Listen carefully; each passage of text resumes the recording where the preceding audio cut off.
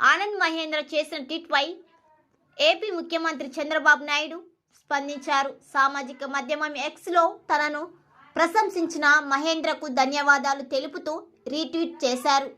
దేశం ఇప్పుడు కీలకమైన మార్పుల దశలోకి అడుగు పెడుతోందని, ఈ మార్పుల్లో పాలసీ రూపకల్పన అత్యంత ముఖ్యమని ఆయన పేర్కొన్నారు.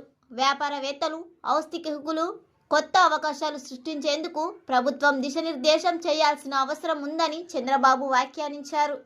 ఇంతకుముందు ఆనంద్ మహేంద్ర విశాఖలో జరిగిన పార్ట్నర్షిప్ సమ్మిట్ సందర్భంగా చంద్రబాబు నాయకత్వాన్ని కొనియాడుతూ ట్వీట్ చేశారు. పలువురి అభివృద్ధి దిశగా ఆయన తీసుకుంటున్న నిర్ణయాలు, దశాబ్దాలుగా అమలు చేస్తున్న వినూత్న పాలసీలు దేశ పురోగతికి దోహదం చేస్తున్నాయని మహేంద్ర అభిప్రాయపడ్డారు.